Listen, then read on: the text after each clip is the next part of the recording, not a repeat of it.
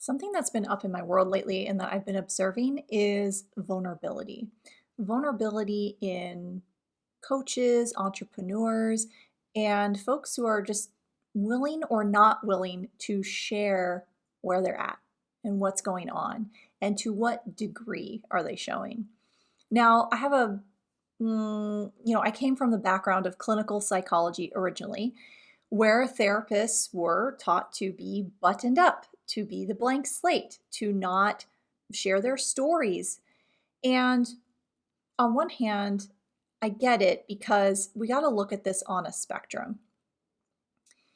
If the coach or therapist is too buttoned up, right, or even the entrepreneur who's sharing their stuff online is too buttoned up, there's a lack of relatability and a lack of connection that your clients or your followers will feel. Yet, if we swing all the way to the other side and we're bleeding and hemorrhaging and just kind of emotionally really dysregulated, that can also repel people away as well. Because they're either going to feel something funky, like they got to take care of you, or they're just going to be really uncomfortable and not know what to do. And so I'm really getting that there's just some middle ground here, some middle ground where we can share our vulnerabilities and not bleed all over your people, right? Because it's like we got to look at with your intention of anything before you're about to self disclose, share a story, ask yourself a question. Will sharing this create greater? So, anytime I'm with clients and they're telling me about something and I get a ping that, ooh, this story I sense will communicate to them the concept that I'm wanting them to get. And it comes in the form of a personal story. And I'll tune in with a quick question of, will this create greater for them? And if it feels light, then it's something I'll share. And if it's heavy, then it's maybe more me just wanting to insert myself a little too much. And so we have to be really mindful when we're working with folks what we're doing there in that regard. So that's how I kind of see it in like the coaching therapy world. And I was also looking at it from the sense of entrepreneurs, influencers, and folks online, and even myself showing up online. How willing are you to be vulnerable in front of people? To the point that you can share that you have gone through difficult things and not be totally dysregulated about it, right? Because when I look at the different coaches I've worked with, I've mainly picked people who shared their stories, who shared that they were imperfect, who shared that they had trauma, who shared that, they've had a tough entrepreneurial journey and they're figuring it out. And I was looking at that because it's like, on one hand, on social media, we're trying to be all perfectly curated and look at this life, and you can show just the pieces of your life you want to show. And so it creates this really skewed perception like, oh, well, they just, all of a sudden they have a bunch of followers or they must have a great business or whatever, when we actually don't know what's going on, especially if folks aren't sharing. And I get with a lot of people wanting to go into this entrepreneurial world now and trying something new and wanting to immediately present themselves as experts. Look, I have it all together. I have it all going on. Trust me, you can work with me. And yet, people are new at this thing. Even for myself, I've just completed my first year in entrepreneurship. And on one hand, I get the pull to be like, yeah, I got this. I've had years of psychology. I got this, multi six figures in my first year, all that kind of stuff to say, hey, you can trust me. And on the other hand, I'm like, and what about me? What about the human experience that I went through, the ups, the downs, the roller coaster that is entrepreneurship? What is that I can share that will facilitate other folks having a realization of, okay, this isn't just all like super easy and then making themselves wrong because they didn't figure it out too. And so where is that? What does that look like? And if you're thinking about it for yourself, where could you show up more vulnerably? What could you share that would really help someone to connect?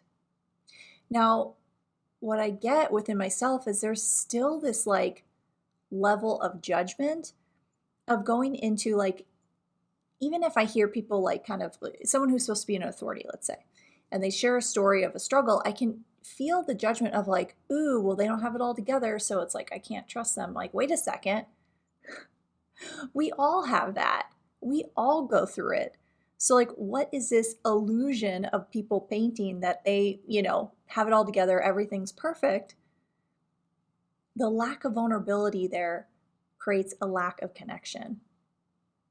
And I get that, it really does take enough nervous system regulation to be vulnerable, especially online, because the, mob can be pretty intense. It can be intense sometimes. And so being able to feel safe enough to be you, to have more of you and show what's going on, that's courageous. That's absolutely courageous in my mind.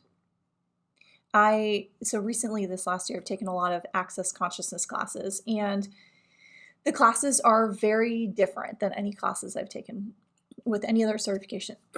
And how they're run is it's really kind of like almost all hot seat facilitation, I would say. So they're huge classes. It could be hundreds of people, and people go up to the mic and ask questions to get facilitation on where they're stuck. And I've noticed even in myself a lot of resistance to doing that. Of like, well, I'm the professional. I'm the authority. Like, shouldn't I already always know it?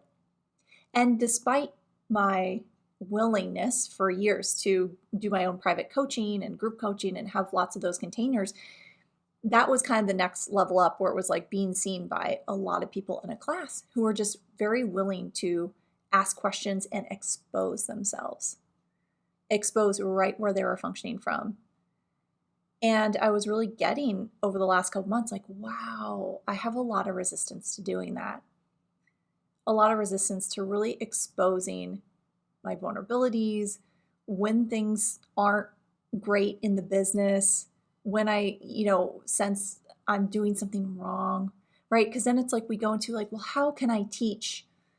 Like for me, being a mindset consciousness coach, or, teaching entrepreneurs, like if I'm not feeling 100% in all those areas, how can I teach it? That's what we go into, right? The doubt. You don't have to have it together 100% of the time, because you won't. You just won't. And would you be willing to be an allowance of that? And what would it create if you were to expose more of you online? Because the more of us that do it, the more normalized it is for people to just show up as themselves, rather than this like, I got it all together and the end. Because is that true? People can facilitate you as far as they have facilitated themselves. And so when we're willing to be messy, what would that create? Because initially for me, I was going into like the judgment of the people that were willing to just expose and ask the questions. And then I was like, wait a second, I'm the one that's not willing to be courageous enough to expose it. Not that that's wrong, just that's where I was at. And so that's what I'm looking at, is to share more and be more vulnerable and talk more vulnerably about the things that aren't working out for me in life, in business, so that maybe it could normalize it for someone too. Because it's something I always say, especially like with money, because that's such a big one to call the name out. Like I'll just say about my student loans or whatever, say Voldemort, like say the name, say it. Because when we don't say it, it becomes like this big hidden secret. So where are you hiding yourself that if you exposed yourself would create greater for you?